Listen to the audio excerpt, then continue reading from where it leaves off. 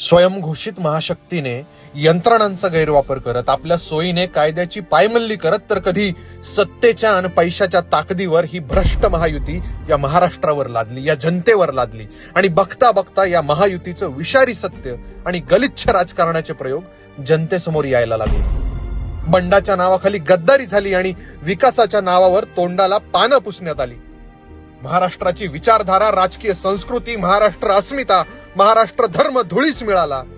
घोषणांचा पाऊस करण्यात आला, मतांसाठी जनहिताचा आभास रचण्यात आला आणि गुजरात प्रेमाच्या आडोशाला हा महाराष्ट्र आबरू वाचवू लागला. खुर्चीच्या मोहाच्या खेळात जनता भरडली जाते, तरुणाईची स्वप्न चिरडली जात आहेत, शौर्याचा इतिहास पुसला जातोय, पोशिंद्यांच्या गळ्यातील फास अजून घट्ट होतोय आणि लेकीबाळींच्या काळजीने काळजात धस्स होतोय. महाराष्ट्र धर्माचा आणि अस्मितेचा अभेद्य गड आम्ही महाराष्ट्राची जनता ढासळू देणार नाही.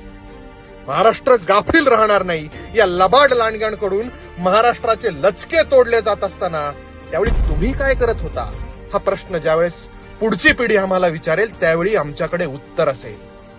या लांडग्यांच्या हल्ल्याचा आम्ही प्रतिकार करू आणि गड राखू आणि महाराष्ट्र द्रोह्यांची सत्ता उलथवून लावत महाराष्ट्र धर्म आणि महाराष्ट्र अस्मिता अबाधित ठेवू.